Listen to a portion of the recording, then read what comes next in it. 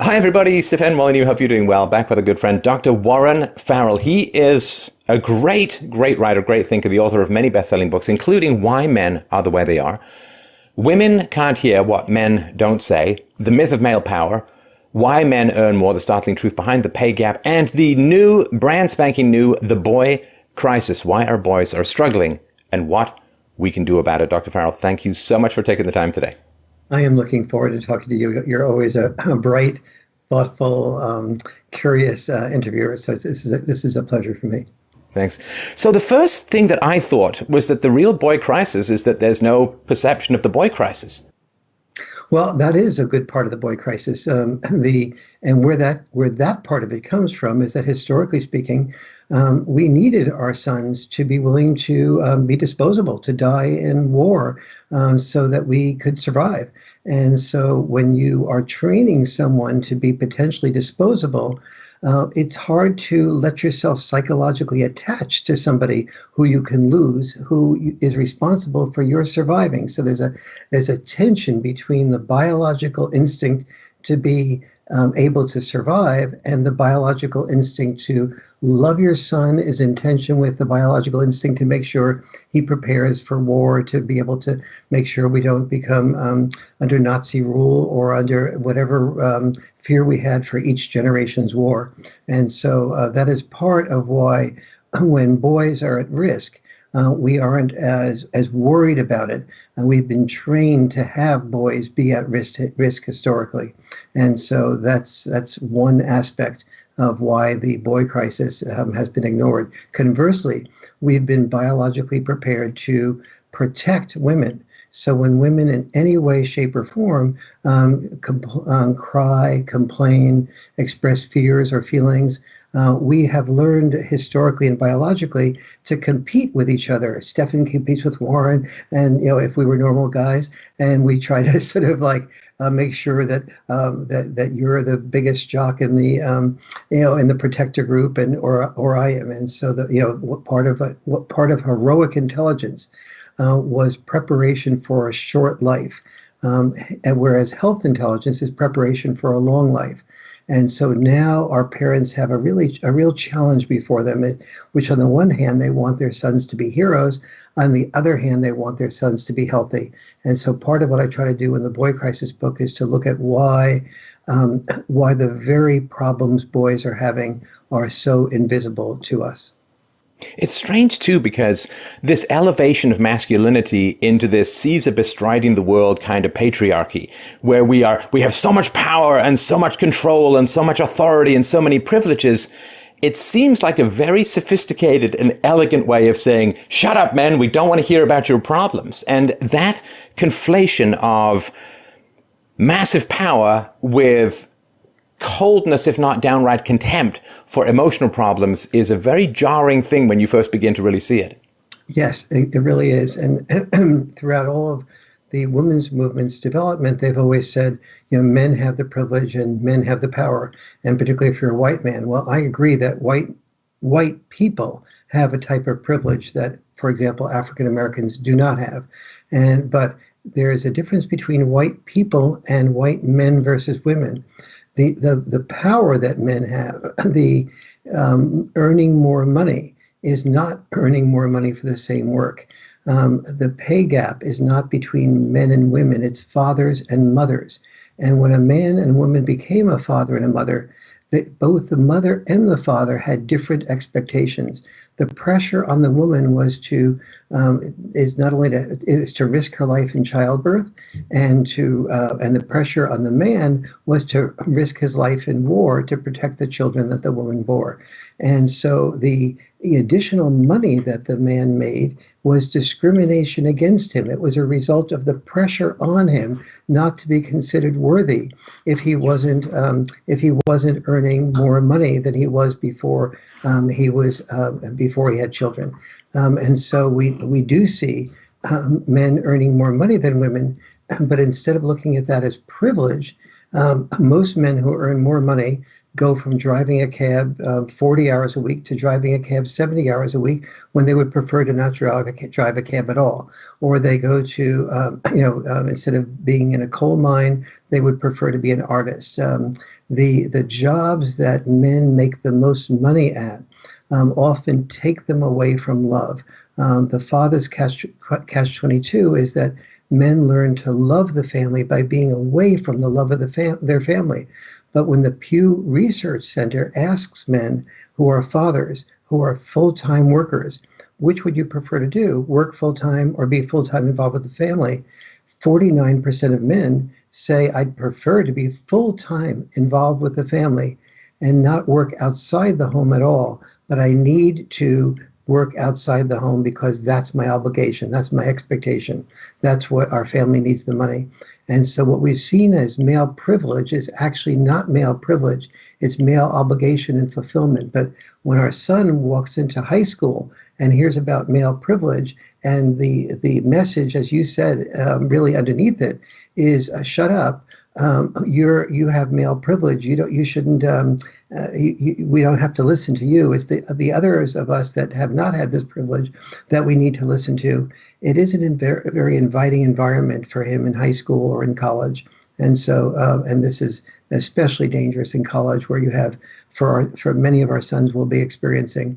Most states in the United States have laws now, which are called affirmative consent laws, where they can't even reach out to take a girl's hand or a young woman's hand without the possibility of, if they do that and the woman is not interested and they haven't asked her ahead of time whether it's okay to hold her hand, she can sue him for sexual harassment. And once she does that lawsuit, the chances of him, he doesn't even have due process in the college or university. So this becomes a very fear-based time for many of our sons who are wanting to pursue the higher education that is necessary to have a good job, that is necessary for a woman to be attracted to them. Yeah. And I've characterized it, people always say failure to launch, and I really characterize it as nowhere to land, which is a very different thing. And the sort of twin aspects, the causality is complicated, and you do a great job of exploring it in the book. The fact that war requires much less labor now than it did in the past, because you have weapons of mass destruction, means that men aren't even as valued as the sort of throw them into the fire like vengeful kids with toy soldiers of war, as the First and Second World War. So men aren't as necessary for war anymore. And through the welfare state, men are no longer required to provide resources for a woman to survive with offspring. And so I think there is this amazing, and I'm really of two minds about it, Dr. Farrell, because at the one hand, it's catastrophic, but on the other hand, it is the kind of space or pause or option that allows for a reassessment of gender roles and carries within it, I think, the seeds of great possibility, which is if we can have a life outside of the biological necessities of provision and war, what possible lives could men have? And we kind of hang, I think, at a crossroads now between a sense of nihilism and a sense of possibility. Well, you're absolutely right. One of the first chapters in my book looks at what the evolution of all this was. And I started out looking at 63 of the largest developed nations all have boys falling behind girls in almost every academic area, as well as in social areas and social skills, falling behind psychologically, being more likely to be depressed and suicidal, falling behind in their physical health, falling behind in their IQs dropping, sperm count getting lower, social skills getting less and less effective as they immerse themselves in video games. And so I started asking myself, what is there about developed countries? Is there any commonality there? And I realized that in developed countries, there are two things that are much more allowed than in non-developed countries. One is permission to have divorce, and that tended to lead to two groups of people. One was the group of boys that still had significant father involvement after divorce, and then the other for mostly a majority of boys that did not have significant father involvement after divorce. Then I looked at the women, the 53% of women under 30 in the United States who are having children without being married, and discovered that among that group of women, there was also a division between the group of women who were not married when they had children, whose fathers remained involved, and the group of women who had children without being married, whose fathers did not remain significantly involved. And again, among the group that had significantly involved fathers, they were doing not as well as children do in an intact family, but they were doing close to as well as that, versus an enormous gap between what I call the dad-deprived boys, the dad-enriched boys, and what I ended up calling the dad-deprived boys, when boys have minimal or insignificant amount of father involvement.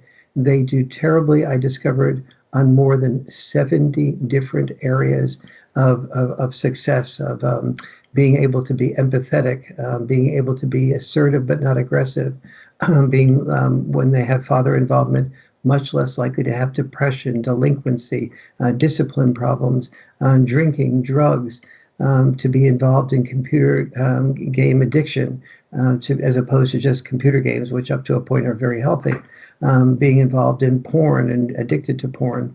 And so in 70, when you look at ISIS recruits, they almost all have in common the lack of father involvement. When you look at school shooters or mass shooters, whether it's Adam Lanza or Elliot Rogers or Dylan Roof or Nicholas Cruz or Stephen Paddock, they're all boys who did not have significant amount of father involvement.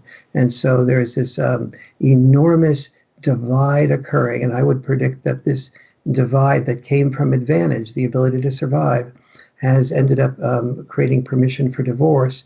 And then boys don't have the same purposes today that they used to have. So one of the reasons that boys without father involvement are so devastated is because in the old days, even if you didn't have father involvement, you had two senses of purpose. You knew that as a male, that you had to do two things. One was prepare yourself to be a warrior or disposable in that way, or prepare yourself to be the sole breadwinner.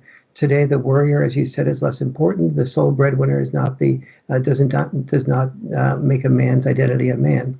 And so the boys have to learn, how do I take a less defined sense of purpose and discover a sense of purpose? Well, the most important role model in helping him discover a sense of purpose is a father working with him and helping his son develop two things. One is a sense of what he is as a boy, what he is as a unique human being, what is most fulfilling to him. But once he decides what is most fulfilling to him, also how to have the postponed gratification that gives him the ability to achieve what is fulfilling to him, because the more fulfilling an occupation is, the harder it is to be successful at it, because the more fulfilling the occupation, the more competition, the more people want to be there, the more competition. So therefore, the more discipline that is necessary to do an occupation that is fulfilling. So the boy has to have both a sense of what his uniqueness is, and a father's uniqueness can help him discover that. And then also has to have a way of having learning the postponed gratification that dads tend to bring to the family environment by enforcing boundaries more effectively. That tends to be one of their what they bring to the family table. And as you point out very eloquently in the book, in the past, men were disposable, but they were praised. And now men are disposable and are insulted. And that's kind of a double whammy for a lot of men to try and navigate. And they don't usually have a very conscious or verbal, and this is why this book is so important, a conscious or verbal way of expressing what's going on. There's just an inchoate sense of negativity or futility or nihilism, and trying to find the problems and put them into words is a way, of course, of empowering people to at least recognize what's going on, which is the first step to trying to find solutions. You're absolutely right. And so part of what sometimes is mocked is, boys getting in touch with their feelings. Well, we have to recognize that heroic intelligence has always been in tension with health intelligence. Heroic intelligence was the preparation of a boy for a short life. Health intelligence is the preparation of a boy for a long life. And where in the old days, we just focused on the heroic intelligence, today most people have a mixed feeling as parents. On the one hand, you want your boy to be on the football team, and the football team is preparation for heroic intelligence or a short life. The cheerleaders go first and 10, do it again. First and 10, do it again means first and 10, risk a concussion again. First and 10, get across that to the end zone, and we will cheer for you, and we will also approve of you, and we will also love you, and we will also have sex with you. And not only will we do that as the cheerleaders, but you'll be talked about in the school assembly. Your father will be saying, when you catch that touchdown pass, "That's my son, he caught the pass." And so we have to realize the social bribes we give our sons to be heroic that may undermine their health intelligence. And now, for the first time in history, the good news is we can create a balance between the two. There's a lot of aspects of masculinity that are very important. To know that when the going gets tough, the tough get going is very useful for up to a point.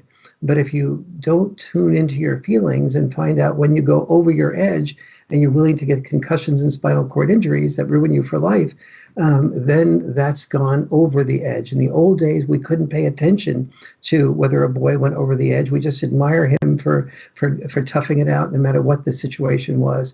Today, we have to balance boys not being too fearful, but at the same time, boys knowing that fear is a positive, as an emotion that warns them against being physically and emotionally hurt.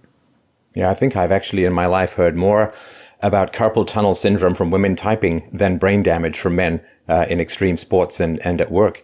Now, the health gap is really, really important because the health gap, there's something which struck me like a blow to the chest. When you pointed out that any medical researcher who could find a way to close the male-female gap in mortality would do more for human health than discovering a cure for cancer. Yes. What a statement. It really is. And there are so many things that we do for our sons, throughout all of their lives that what I mentioned to you before about the football player and the father yelling, "That's my son." That's what I call son dropping. And the message is very apparent that it's telling the boy, you will be more loved when you risk your life or a concussion, doing what you need to do to score that touchdown. But what is very rarely picked up is that his brother in the stands, standing next to the father, often hears the brother being praised who is risking his life, but not him being praised for his ability to be kind to his sister, for his ability to call a play fair when he's playing ping pong or something like that, and his opponent just nicks the end of the table, but he could get away with calling it that his opponent missed the table, but he goes ahead and gives the point to his opponent, and the opponent wins the game. That type of kindness needs to be what I'm asking our parents to do, is to focus on many ways of giving your son attention and approval that leads to their long-term health, because the connection between that boy who calls the shot in favor of his opponent is that he develops a greater bond with his friend, and the greater bonds are healthier, make that child feel good about himself in school, develop more friends, are less likely to lead to depression, alienation, and rudderlessness. And so there are so many dimensions of how of the different ways that we encourage and discourage our sons. We need to develop and so I have a whole series of litmus tests about what we can do as parents, and what are we encouraging our sons to do, and what are we discouraging. And I think maybe perhaps the most important part of the boy crisis, Stefan, is learning how to set up family dinner nights so that they don't become family dinner nightmares. Family dinner nights are so pivotal in differentiating successful children from less successful children, but many parents don't know the absolute sine qua nons of setting up a family dinner night. That without which it can, as I said, become a family dinner nightmare. Well, and I say this in my own family. Every now and then we drift from conversation and I say, well, I got into a family life because of conversation and very little else. That to me, that you build everything around conversation and take it from there, because that's where the connection occurs. And let me just tell you sort of an emotional response I had to the book. An immense feeling of frustration and chaos. And I'll tell you what that meant for me. Let me know what you think. It just feels like, and this has been particular since maybe the mid to late 19th century, we've just been engaged in these mad series of social experiments throughout the world. Like, I don't know, let's create a system with no private property and no profit motive, and the government owns everything. Hey, let's see how that turns out, and kills tens of millions of people. Or let's try fascism, or I don't know, let's destroy the family. Let's create family courts that are parent hostile. Let's create a giant welfare state and displace men as the providers of the family. And I mean, it's just these wild, let's take the father out of the equation. Hey, let's just see what happens. Let's just, we'll just move the chess pieces around a little bit, see what goes on. And we're not really designed for those kinds of radical experiments. Yes, if they grow organically out of society, that's one thing. But it feels like, the laws, the policies, everything is kind of just chaos and a whirlwind and emotional and cold in a way, because to treat people in a sense as lab rats, you have to treat them as less than human beings. And in reading through this, and I do want to drill down a bit more in the details, there's just this, over the last 50 years, hey, let's see how boys do without fathers and without male role models and without male teachers. Let's just roll those dice like Common Core. It was never tested. Let's just change this whole education. Let's just see what happens. It's like, they're children. They're not guinea pigs. What are we doing? Yes, absolutely. You're unfortunately absolutely right. And I think some of the evolution of this has been feminists wanted to have more opportunities for them in the workplace. And so I think it was wonderful that there was an expansion of women's opportunities and freedoms. But a number of things happened in the process. One was feminism adopted a hierarchical structure, evolving from the civil rights movement, where there were slave owners and slaves, and then Marxism, where there were the privileged class and there were the oppressed class. And so rather than say, oh, with men and women, we're all in the same family boat, our mothers made sacrifices to risk their lives in childbirth, and they made risks. They sacrificed their careers. They made sacrifices of careers, but our fathers made sacrifices in careers.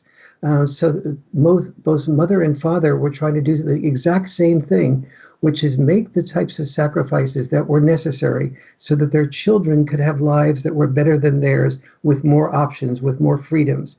And so, but the feminist movement didn't see that. They saw, because men's role was to earn more money, they didn't see the obligation and the responsibility and the pressure on men to do that earning of more money. They called that earning of more money privilege and power, as opposed to an experience of powerlessness that the men had to experience in order to earn more money. So they looked at men earning more than women do and said, okay, men earn $1 for each 79 cents that women earn, as if it was for the same work, which it nowhere close to is. And then they said that's male power, as opposed to understanding that was discrimination against men.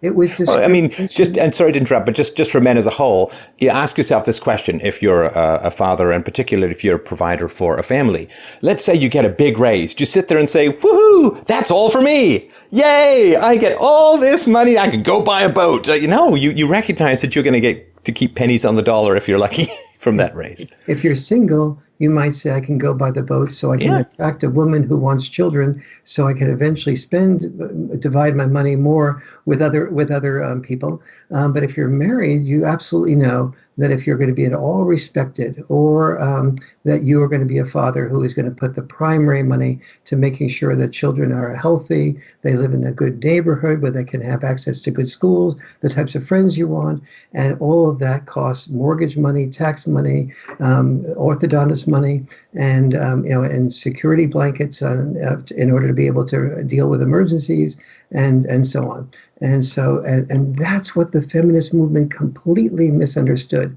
So it demonized. So its core challenges was that it tended to demonize men and also undervalue the family. And so by emphasizing female freedom, what ended up happening is that women said, well, now I'm free to have children without having fathers, but without recognizing that you are free to have children. But the second you have children, it is your obligation to put your children's welfare above yours, and therefore you are not free to not have fathers involved. You're free to make a decision as to what leads to the best outcome for your child, and your child's best outcome is almost invariably, not exclusively, but almost invariably, going to be a lot better if you have both a mother and father involved, and not just the father earning money, but the father's the understanding the contribution that dads tend to make to the family. And this is the crucial thing, because many times there's mothers and fathers involved, but the father is off earning, the father experiences a father's catch-22, in which he learns that the way to love the family is by being away from the love of the family, and therefore his son doesn't get a chance to see him a great deal. And while that is useful for earning money to live in nice neighborhoods, we now know that children do, especially boys, do much better with time with dad than they do with the dime from dad, so to speak. They are far more likely to, and so let me be very specific as to why. And this, by the way, applies to girls, as our daughters as well, but it just applies to a greater degree for our sons. A mom and dad will tend to bring to the family table different qualities. So if the child is having, they'll both say, you can't have your ice cream until you finish your peas. But the child will do the same with both parents. Test the boundaries. Try to have as few peas as possible before it gets its ice cream.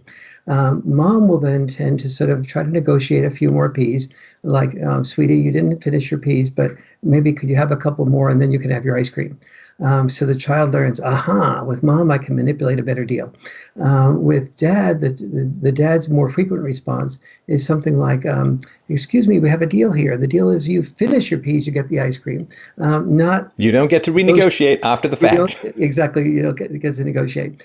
And so the boy goes, oh, you're so mean. Dad, mom, let's be sort of have my ice cream sooner than you do. I want to go with mom. And so the dad goes, you can continue complaining about this restriction. Then you'll have no ice cream tomorrow night either. Well, now the kid is furious, but the kid learns that when dad's rules apply, it has no option but to finish the chore that's assigned. And that's the beginning of learning postponed gratification.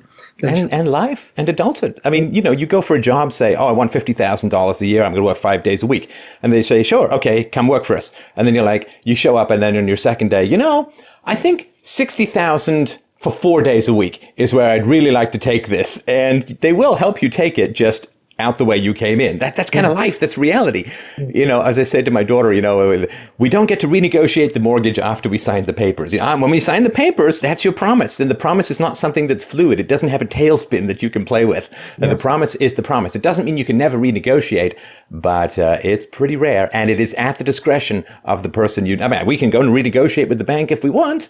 Yes. But we have to ask them on bended knee, would you mind, please, please, please, as opposed to, I think I'm just going to change my mortgage payment. Absolutely. And at the level of the boy and girl crisis, when the translation of that is when the father, when the boy does not have that postponed gratification coming from boundary enforcement, the boy then has maybe the parents love the boy because he's sensitive and sweet and so on, and they encourage him to have dreams. He goes to school and he doesn't have the postponed gratification to even finish his homework. So he becomes a little bit ashamed of himself when the other kids are getting better grades than he is. That doesn't feel right to him. The girls don't sort of respect him because he's sort of like a failure to land and failure to launch. And so the girl when it gets to be dating time, girls tend to go out with winners rather than losers. And so he senses that he's being rejected or avoided by the girls, that guys don't have a real respect for him, that teachers aren't nominating him to the honor society. And so he begins to withdraw to maybe something he can succeed at, like identifying with a character in a video game, and then becomes addicted to that as he's able to win in video games. But the more he gets addicted to that, and the fewer friends he has at school, the more he feels this sort of discomfort and this alienation and this rudderlessness. And when he has a dream, like I'm really good at basketball. I'm tall. My dad is tall, so I'll play basketball and I'll be an NBA player. And then he can't even follow the routines of the different strategies that the coach operates, because he gets distracted by a video game or distracted by something else, and so a message from a friend, and so he gets distracted, and then is not as a failure at that also. So the bigger the dreams that his parents paint for him, saying you can do anything you want to, Jimmy, the bigger his disappointment is in himself. And that's what begins the cycle that sometimes in its worst case scenario leads to depression, and then often in its worst case scenario, suicide, and in its super worst case scenario, the mass shootings that we see when a boy feels, okay, for one time in my life I can get someone's attention. Maybe they'll ask, what am I about? Who am I? Well, he was a sweet boy. They'll say nice things about me. And so if I shoot up this school, that'll show them. And that, and that's slippery slope that happens when father involvement doesn't lead to the postponed gratification. And that's just one of many characteristics of fathers contributing to the family that needs to be integrated in order for our children to do the best, and especially our sons. Yeah, this great intergenerational challenge, and I speak a little bit from personal experience. My parents split up when I was a baby, and I did see the difficulties that my father had with the court system and so on. And I think I was really struck by your description around the world. This is not just, of course, in North America, but in Japan, where you have these herbivore men, the dry fish ladies, who they look at the past and they say, okay, so success for my father was working 80 hours a week and dropping dead at 55 of a heart attack while shoveling money at the family and never seeing anyone. That is not success. And other men will say, well, looking at my father, there's a smoking crater where, frankly, his balls was taken out by the family court system and, rampaging hostility and male indifference, and ended up living in a car down by the river. So that could be my future as well. And if we don't have things to offer young men as a society, like how do the wild energies, testosterone, ambition, and aggression of young men, how does it get, in a sense, tempered into something that's productive and useful to society? Well, you have to have something to dangle in front of young men in order to gain their allegiance to social norms. And when society doesn't really have much to offer men, you're not going to get respect. If your wife decides to leave you, you could get completely destroyed through the family court system. If you make more money, we're going to tax you more. And if you go to school, you're going to be told that you're bad for being male or bad for being white. And, if you look at a woman the wrong way, or she has a drink and then kisses you and regrets it, your life could be destroyed. We are running out of things to offer young men. And if we don't have things to offer young men, I have no idea how we can ask their allegiance to social norms. I so agree with you, and this is absolutely in accord with the findings in the boy crisis. It was like the old days. If you think what the word respect means, and it's when we gave our boys what I would call social bribes to be willing to die, and because they put on uniforms that girls respected, most girls were more interested in marrying the officer and a gentleman than the private and the pacifist. And most parents were more proud of their sons if they were an officer in any of the military branches, especially in the elite ones like the Navy SEALs, et cetera, than they would if their son had gone off to Canada to become a conscientious objector, even against a war that they ended up disapproving of. And so these were all ways that we said to our sons, we will respect you if you are willing to risk your life and possibly die or come home with PTSD or paralyzed. And the fact that they knew that they could get respect this way, they were willing to give everything of themselves, including their life. Now what we need to do is to find different ways that we respect boys, because, as you said, every way a boy turns, if he succeeds, he's told he has privilege. If he doesn't succeed, he's ignored. If he opens the door for a woman, Does he think that a woman can't open the door for herself? And he's a male chauvinist. If he doesn't open the door for the woman, he's impolite and disrespectful of women. And so if a woman says no and he backs off immediately, the woman gets a sense that the guy is a little bit weak. If the woman gets no and he tries to figure out other ways to get her to say yes, he's a potential date rapist or a sexual harasser. And so, and this is, understand, this interfaces with so many other things. The environment are for example, in rivers and streams and lakes, we have plastics that leach their phthalates into rivers and streams and lakes. And these phthalates exude estrogen. They mimic estrogen, which develops our daughter's maturity faster than our son's maturity. So the gap that you and I all knew about, where girls in adolescence matured more quickly than boys, all around the country and around much of the world, this gap is increasing even more. But with the girls being significantly more mature than the boys, we're still saying to boys, you have the expectation of risking sexual rejection by reaching out to these girls. And by the way, sex is dirty, but you risk you risk being the dirty jerk who takes the initiatives. Girls can do it by option, but you have to do it by expectation. And so you have the less mature sex expected to initiate something he feels ashamed of, his greater desire for sex, which in this culture is akin to dirty jokes. And he then can't, if he doesn't have an interest in sex, he has a low testosterone level that makes nobody interested in him. If he has a lot of interest in sex, he's more likely to reach out and make mistakes. But we aren't asking our daughters to share the responsibility of risking rejection. We're asking the less mature sex to take the primary responsibility and to compensate for their inequality to women's possible sexuality by paying for them, paying for their drinks, paying for dinners, paying for the expenses of driving. And then we're saying women are equal to men in responsibility, but they're not. They're only more than equal to men in their ability to be able to credibly accuse a man of doing it incorrectly, as opposed to sharing the burden for being incorrect or correct themselves. And so as a result is we're not preparing our daughters for the key thing that would be helpful to our daughters' careers, which is taking risks. All the risk takers that have made money in our generation have been the Stephen Jobs, the Bill Gates. Those are people that didn't have companies that discriminated against them. They didn't have to climb a ladder where the people at the top were males. They built their own ladders and their own companies out of their garages. And they did it largely by risk-taking and calculated risk-taking and an extraordinary amount of hard work. And so by not preparing girls to take risks in sexual rejection, we're also not preparing them to take risks that will help them succeed independently and on their own terms in their life. And we're also not encouraging them to take the risks of what I call original choice power, as opposed to veto power. We're telling veto power is what we've traditionally trained our girls to do. You either veto or accept a boy's initiatives.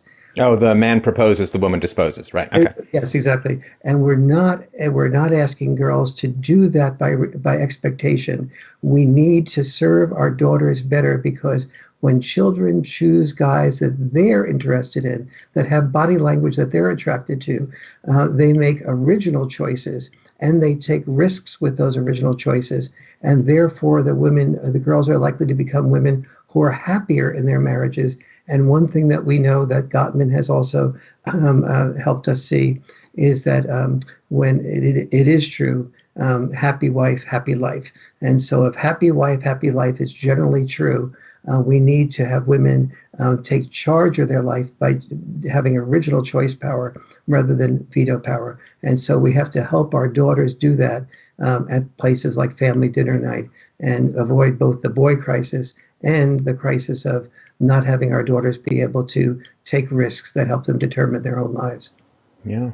And I think that's the origin of the general notion that one of the problems these days is that women want choice without consequences and men don't want responsibility without authority. And this is all, I think, fairly comprehensible, and one of the great challenges of modernity with the relationships between the sexes. And it is so confusing. And I get lots of messages from young men in what I do, as I'm sure you do too, saying, you know, with all due respect, Mr. Middle-aged guy, it's a different world out here now than when you were young. And to me, one of the great watershed moments, I'm curious what you think. It's a little outside the scope of the book, but I'm really curious what you think.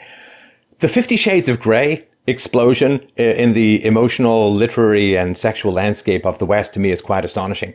Because I was raised, women want a sensitive man. They want a man who's emotionally available. They want, money doesn't really matter. And like the biggest selling book in the entire history of humanity, outside of religious texts, of course, is a sociopathic guy who can beat up a woman if he has a big enough helicopter. And women love this stuff. And it's just a little confusing. Like, we hate patriarchy, but it would be great if we bring in millions of immigrants from really, really patriarchal cultures. That would be excellent. And it's like, can a brother get a consistency vibe here in any way, shape, or form? Yes, no, you're absolutely right. I have never read a romance novel that was titled "He Stopped When I Said No."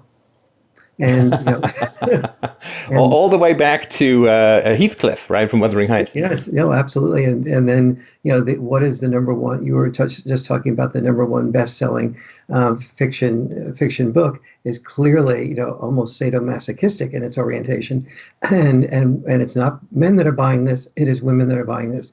What though is the single most biggest grossing movie of all time? It's Gone with the Wind.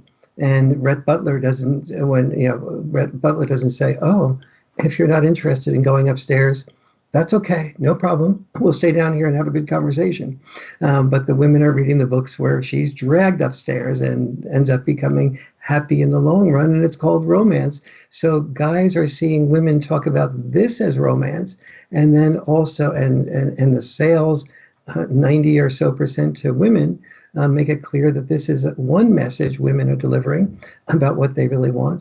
And then another message of what women are delivering is coming up through the feminist movement and the development of the affirmative consent, where a guy who does not ask ahead of time whether a woman would like to hold his hand and make sure he has a series of contracts with him for each stage of advancement in that sexual endeavor, that the woman can sign, yes, you can hold my hand, yes, you may kiss me on the cheek, yes, you may kiss me on the lip. And if she doesn't sign those things, he is vulnerable in court to her saying, I wasn't interested and I didn't say yes, to him saying she did say yes, either in her body language or verbally. And so these are things that are making it very difficult for the less mature sex in high school, the boys, to understand about girls and women, and to also have, we say we want boys to respect women. Respect emerges from accountability, not from the sex that blames the most.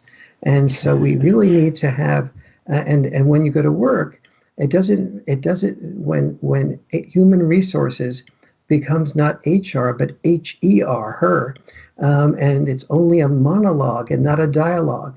When Me Too, hashtag Me Too, doesn't include the two that is also males that are being complained about and what their story is, a mature, accountable hashtag Me Too would be having full respect for women's perspectives, but then also asking about men, what do you think? What's been your experience? And paying as careful attention to the boys and men as we do to the girls and the women. And so we need to move the cultural zeitgeist from monologue to dialogue around gender. Right. Now, I think something that's also very important, this is sort of two bookended ideas. The number one was when you talked to fathers-to-be or and so on, or pregnant women, would you rather have a boy or a girl? And the answer was overwhelmingly a girl because of, I guess, female in-group preference and gynocracy and so on.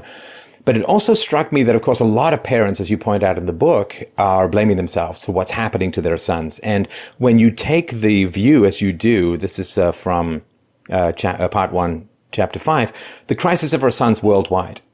If it's happening around the world, you are involved in the problem, but you are not the source of the problem. And I really want whatever I can do to give, or we can do, to give parents that sense of relief. because blaming yourself and feeling guilty is not going to motivate you to do what is necessary to begin to address these problems in a larger context. So how, we touched on this earlier, but just expand a little if you would. How are the boys doing all around the world, and what does this mean for parents? They're doing terribly in developed nations for the reasons that I was mentioning before about the divorce and the lack of father involvement is one of the major reasons. Things like the environment and the bleaching of phthalates is another reason. But in places like Japan, where there used to be a very strong sense of purpose when boys were trained to be warriors and part of the Axis powers, and then they lost in World War II, and the United States took over a protector role for Japan, taking away their ability to defend themselves and us playing that role of defender. All of these boys who were growing up to be warriors suddenly were being taken care of by the United States. And so they didn't have any role of warrior to develop, to look forward to, which in one way is wonderful. It help world peace. And, who wants to really train your son to be dead? And so that's the wonderful part of it. But the bad part of it is that without father involvement, these boys didn't know what to replace the purpose. Sense of purpose became a purpose void. And one of the reasons why fathers are so important today, even more probably than ever before, is because moving from a purpose void to a sense of purpose, one that allows your son to be his unique self and also allows him to be responsible, is a very nuanced journey where there has to be a sense of ability of the family to speak with each other, to talk about what is coming up at school, what it means, how to navigate it, for your son to have emotional intelligence, for your son to have discipline, follow through, but also explore his unique self, to know the trade-offs of becoming somebody who is a fulfilled person. My father would say to me, Warren, I see you're a good writer and you want to become an author, but basically that's no way to support a family, young man. That you have to, and you don't just have to get your PhD, you have to get your JOB. And when I didn't get a JOB right away, I wrote a book instead. He said, all right, you lucked out this time, but you're still not an author and you better not plan to be an author. And then I got a second book. And it wasn't until I got a good contract for my third book that my father said, well, I guess you're one of those 1 in 10,000 that actually can make a living from writing.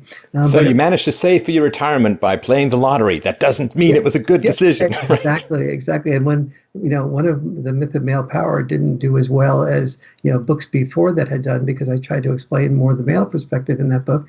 Then he was like, I told you so, and so it was, it's very, the important point there is that around the world where there is a purpose void, there is even more need for fathers to help bond with children so they don't rebel against doing the postponed gratification that is so necessary to being able to complete their homework, complete their chores, do the things that are necessary for accountability, and that are also necessary for being loved. Women are not interested in men reading The Boy Crisis in the unemployment line. They want guys who are, they do care about sensitive men, but they don't care about sensitive Clark Kents. They care about Superman, who Lois Lane is willing to, says, I want you to cry. But she didn't want Clark Kent to cry. She just wanted Superman to cry, because women are more interested in men who have it together and are strong and protectors first, and then are able to be vulnerable afterwards. That's a tough road to haul, but it is possible. But it's possible when mothers and fathers know how to honor the best aspects of what they each bring to the family table. Right. There's a very powerful argument in the book. Sort of reminds me of that old Oscar Wilde line of the only thing worse than being talked about is not being talked about. And for cultures, the only thing worse than failure is success. And we've seen this when wealth arises in a country. What happens is the women generally end up flocking more and more to female traditional occupations because there's more wealth in the family, which gives them more choice. So why do more marriages fail in countries that succeed? Well, because women are usually married to men who are still able to earn as much or more than they. Even if a woman is earning a fair amount, She wants a man. She either doesn't want a man in her life because she doesn't want one more child to take care of, is the way she looks at it, or she finds a man who is able to earn more than she does.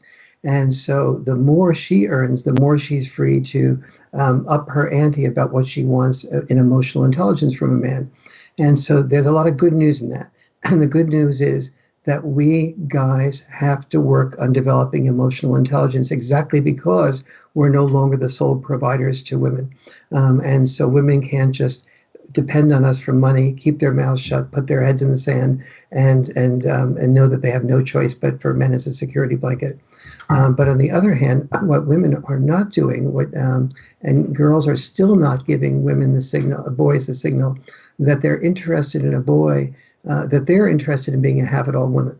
And what they can do as a have-it-all woman is to work full-time, have a career that's really successful, but be okay with or even honor a man who stays home full-time and is with the children and is a father warrior, if you will.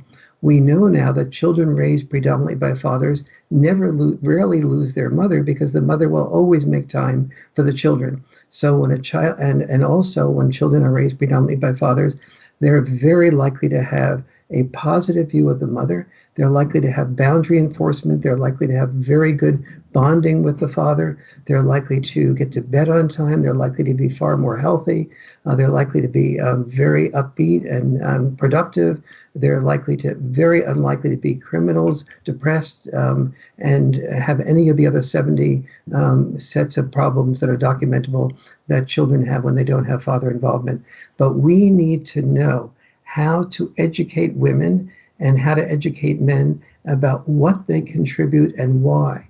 So, for example, a man will be far more likely to roughhouse with his child. And for longer because he's stronger. For longer, both because he's stronger, and also because he's just inclined that way. A mom can roughhouse with a child, and the children and mother can bond very effectively doing that. But as a rule, fathers are the ones to do that. But when fathers are doing that, mothers are often looking at and saying, Stefan, don't get too close with the kids to that table there because they could hurt their head on the table, or the couch is. Why don't you do this during the day, not at night? And so no food fights in nice restaurants. Yes, I know. Yeah, exactly right. Or the mother's saying to herself, even if just in the back of her mind, oh, Stefan or Warren, they're just one more child. It's like I had 3, but now I have 4. And have you seen that? It's a great meme. It's a father throwing the son up on a beach. And like what's actually happening is that the kid is like 3 feet. What the child feels is like 10 feet. What the mother sees is like 30 feet of death and doom. And yeah, that stuff can definitely happen. I so agree with that meme is in the Boy Crisis book as so typical. And so what the father needs to do is to know that, first, roughhousing is a way of helping his child or girl or boy make distinctions between being assertive and being aggressive. If the child hits the father in order to win at wrestling, or kicks the father in the groin, or pulls the father's hair, or pokes the father in the eye, the father goes ahead and says, you can win at wrestling by faking me out, or doing a number of other things, but you can't win in wrestling by doing these things that are aggressive, not assertive. And then because the father is willing to enforce boundaries, if the child goes ahead and repeats the aggressive process, the father just says, okay, that's the end of roughhousing for the night. And if the kids go, oh, no, I won't do it again, the father says, you already had your warning, and we'll pick it up tomorrow night and see if you're any better. But so the child learns, I have no option but to be assertive rather than aggressive. But the roughhousing creates a bond, and almost all dads, unwittingly, but not being able to articulate it, use that bond to say something like, I'll tell you what, bedtime is 9:00. If you're finished everything that you need to do, like chores and homework, by 8:30, we can have roughhousing or doing anything you want to do. I'll read you your favorite story between 8:30 and 9:00. And so the boy then focuses on getting all those things done. And if she or he can't do them by 9:00, the father says, sorry, you didn't do it by 9:00. That's no roughhousing. Whereas the mother's more likely to say, the boy's more likely to say to the mother, oh, well, it took me longer because I needed to do my homework, or you wanted me to do my teeth really well, so I did them really well. And manipulate the mother into saying, okay, things are all true. I'll tell you what, we'll move the bedtime back to 9:30.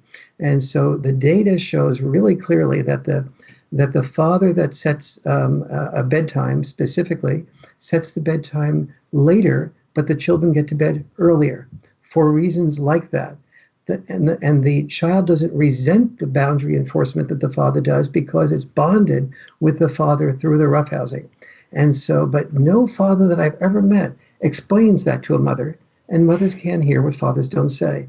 And so, one of the reasons I really encourage fathers to not just, the publisher always says, oh, mothers of sons will really love this book and get a great deal out of it.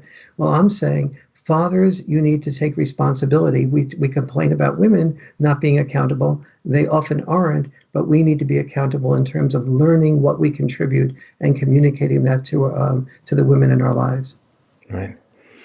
Now, for those men who are out there who are teetering and facing divorce or going through the process or something like that, you have some very good advice. The 4 must-dos. What do you think men really need to do? Because, of course, the men aren't most, as you say, they're agonized if they don't get to spend enough time with their children. It destroys their hearts and their purpose, really, as men. So what is it that is the most important checklist for men to deal with when they're facing these issues? I say 4 things have to happen, and for your children to do the best. And so number 1 is about an equal amount of time after divorce between mother and father. Doesn't make any difference how that time is divided. Whatever parenting plan is best for you, it just has to be about an equal amount of time with mother and father. And I explain all the reasons in the Boy Crisis for that. Number 2, the children need to not detect or overhear any bad mouthing from mother about father or from father about mother. That really undermines the child's belief in him, the part of himself or herself that is the other parent. We're all 50% the genes of our biological father and biological mother. And if we're being told that the biological father is narcissistic or unreliable or a liar or irresponsible, we start looking in the mirror and saying, gee, maybe I'm like that. After all, I am looking in the mirror. Maybe I'm narcissistic. Especially if the mom says, and I've heard this, I'm sure, the mom says directly to the son, you're just like your father who's out. That really shatters the bond. Exactly. And then all those similarities of the son to the father are seen more quickly. And the son isn't able to articulate that to anybody. He can't say to the mother, I'm not like dad in a certain way. And why are you saying this? Because he doesn't want to destabilize the one part of his life that's stabilized, his connection with his mom. He doesn't want to say it to dad because he doesn't want dad to get into more of a fight with the mom and destabilize his relationship further. So he keeps it inside of himself, which is part of what destroys himself and eats himself up. So that's number 2, is no bad mouthing. Number 3 is that children do the best when the mother and father live within about 20 minutes driving time from each other, so that the child doesn't resent the parent that is not the primary parent. And when they have when their friends have a birthday party, or when they're part of a soccer team and they can't go to soccer practice as often, and so they don't resent the parent that they have to go away from out of state, or 45 minutes drive where it's really hard to get it together. And then 4th is that there has to be consistent couples communication counseling, not just when there's an emergency, you call the family together, because when there's an emergency, you tend to, everybody's in time pressure, and you tend to take dichotomous positions with your spouse. When you have couples communication counseling, you have time to understand your spouse's point of view in a much more calm environment. And that is really creates a sense of stability that gets transmitted to the children. It's tough, it's hard to have any kind of good story coming out of divorce, because of course you don't want to badmouth the wife or the husband. But at the same time, if you say they're great, the question then becomes, well, why did you divorce? Oh, I love your mom. She's great. It's then, well, why are we living separately? It's very hard to come up with a cohesive narrative for kids. So this goes way back for me, this question of ADHD, attention deficit hyperactivity disorder. I remember probably 16, 17 years ago doing research for a book and coming across a nugget that kind of stuck with me. I don't know if it's been replicated since, but ADHD symptoms virtually vanish in boys when they're interacting with their fathers. Now, that does not strike me as an entirely biological illness, you know? I have a tumor, but when dad's around, it vanishes. You know, that doesn't make much sense to me. So where are things with ADHD at the moment? And of course, there are so many parents facing these issues, particularly with their sons. What are their options? Well, first of all, the bottom line first.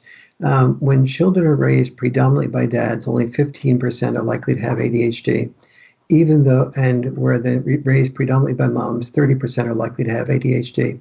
So the question is why? Is it that the children that are in the worst shape are more likely to go to moms and therefore ADHD is more likely? No, actually the opposite is true. Children with developmental disabilities at the age of 1 are far more likely to go to dads. And yet after a few years, they're much less likely to have the developmental disability, most of the developmental disabilities, but especially not ADHD. So what is that about?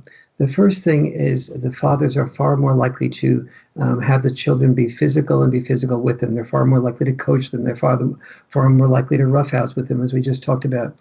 And children who do a lot of physical activity, that's one of the antidotes to ADHD. The other is boundary enforcement. We talked about the peas and the ice cream before. When a child learns to focus on getting the peas eaten in order to have the ice cream, the child learns attention focus, not attention deficit disorder, which is what the child learns when instead of finishing the peas, it can focus on manipulating a better deal and therefore has a deficit of attention doing what it needs to do, finish the peas in order to get the ice cream. Whereas the dad, by requiring the child to finish the peas, requires the attention to be focused on the peas to do what the child has to do to get what the child wants to have. Huge difference. And because that floats into so many other things, such as the children who have that attention focus are far more likely to be able to focus on the discipline of learning the right plays in the basketball game, and so therefore are likely to be more physical on a team, more likely to be able to go to the school and do a pickup game, be able to train themselves to be a gymnast or whatever. And so they're all more, and all of those things, physical activity, discipline, focusing, those are all ADHD resistant things that don't require just prescription drugs to get used to. So you're absolutely right. When children are around fathers, especially fathers that are allowed to father in the way that fathers tend to father, and are respected for fathering in that way, but also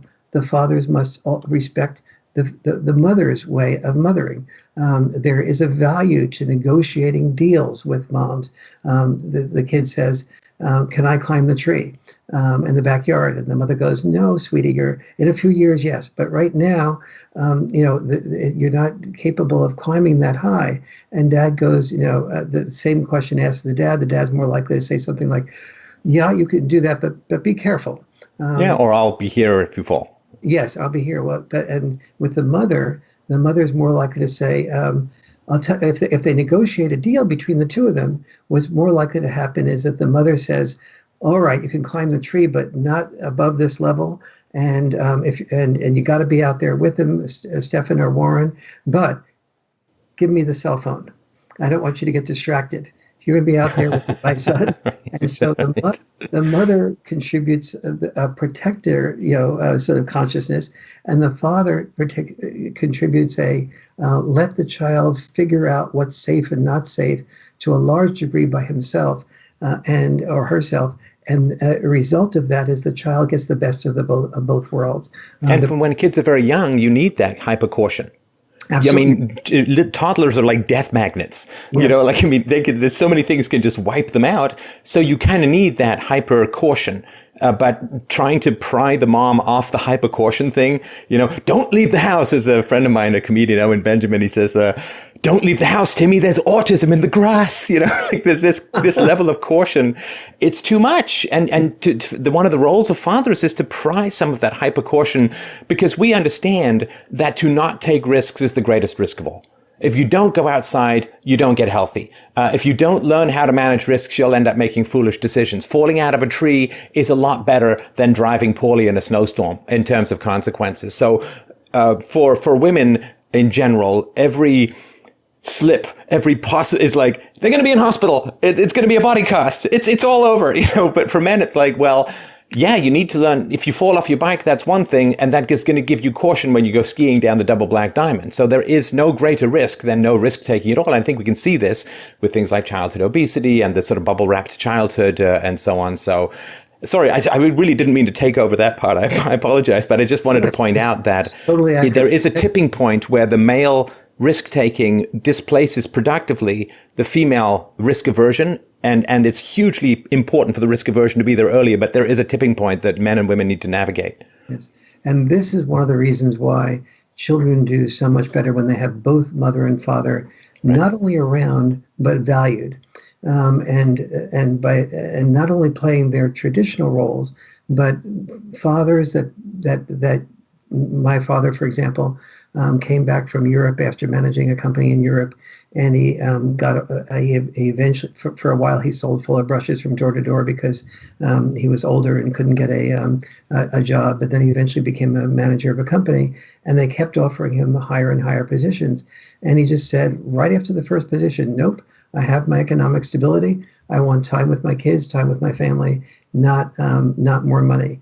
And everything that about my growing up benefited from more time with my dad, not more. We lived in a middle class home, and it was not great, and it was on an average neighborhood, but it was more than okay. But the time was where I learned how to be a good human being and a good man and have decent values, and so. But with a mother and father, a father that's home to a greater degree, and the tension that you often have between protecting and not overprotecting, and not underprotecting and not overprotecting, mothers and dads have to learn that those checks and balances are exactly what is needed, so that instead of thinking that their tension means that they're bad, that they're not meant to raise children together and therefore they should get a divorce, in fact, that tension is exactly what is needed to keep children not too protected but not too underprotected, for example. So now we're going to close, but this is the time where Warren gets the blush, because I'm going to tell you why you need to read this book. And this is my very, very strongest recommendation. Just a reminder, the book title is The Boy Crisis, Why Our Boys Are Struggling and What We Can Do About It. The website is Warren Farrell, WarrenFarrell, warrenfarrell.com, and twitter.com/Dr. Warren Farrell. You can get the book through the website. So I'll tell you why I love what you do so much and where I think your work stands, why it's so important. And everybody, you either were a boy, a boy, you're a grandparent, you're a niece, you're somebody, or you are somebody who's had to struggle with these issues. Everybody should read this book. Everybody should get a copy of this book. The problem with revolutions is knowing when to stop. That's always, it's like we want them to be pendulums, but generally they're like avalanches, just gathering momentum until they wipe out entire villages. And this is the same, were there injustices in the Russian land ownership in the 19th century? Absolutely there were.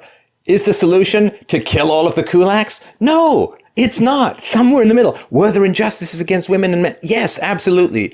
Is then the point of replacing the patriarchy to create a matriarchy run by the state? No. And pushing back against this acceleration, standing before this tsunami of escalation, of revolutionary escalation, is the job of all civilized people, because we do want this thing to come to rest somewhere in the Aristotelian mean.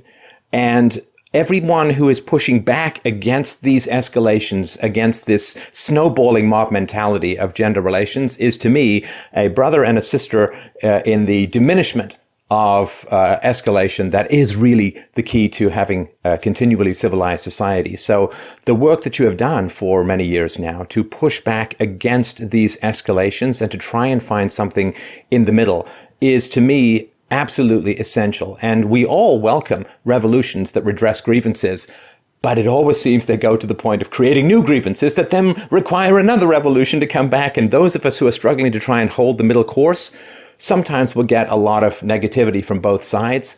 And it is a challenging place to be. And I just really wanted to express my very, very deep appreciation for the work that you've done. I hope I haven't mischaracterized where I see you, not exclusively, but to some degree, in what's going on. Because if we can, as you say, create a dialogue rather than a monologue. Monologues are dictatorial in essence. It's finger wagging and another thing, and there's no chance to speak back. But where there is a dialogue, so also is there civilization, and is there peace, and is there the potential for a very conciliatory and positive future. And all of those who are working in this area have my enormous respect, and you are certainly very high on that list. So I really want to express at least my appreciation for that. Stefan, first, thank you very much. Second, you've characterized me exactly correctly. And the reason I've ended up doing couples communication workshops around the country is that I have come to understand that probably the single biggest contribution we can make to not taking every virtue to its extreme until it becomes a vice is by learning how to handle personal criticism without becoming defensive. And that's probably the Achilles heel of all human beings, especially when that criticism comes from a loved one. And so I think if we want to keep families together, not by legislation, but by communication, this is what we need to start beginning to do in our elementary schools and our secondary schools. We need to do this not only with families, but also with Republicans and Democrats and libertarians and and radicals, and everyone needs to do much more dialoguing. Every complex problem has a simple solution, the wrong one, and so we need to be tolerant and inviting of these more complex solutions. So no, you pinpointed me in exactly where I feel I am. And thank you. Good. Well, I appreciate that. And just a reminder, I don't mean to be repetitive. Just pause the video or listen, just click below, The Boy Crisis, Why Our Boys Are Struggling and What We Can Do About It. Dr. Farrell, thank you so much for your time. I look forward to our next chat. Me too, very much so. And anytime, I just totally enjoy our interaction and your intellect, your thoughtfulness, and your balance.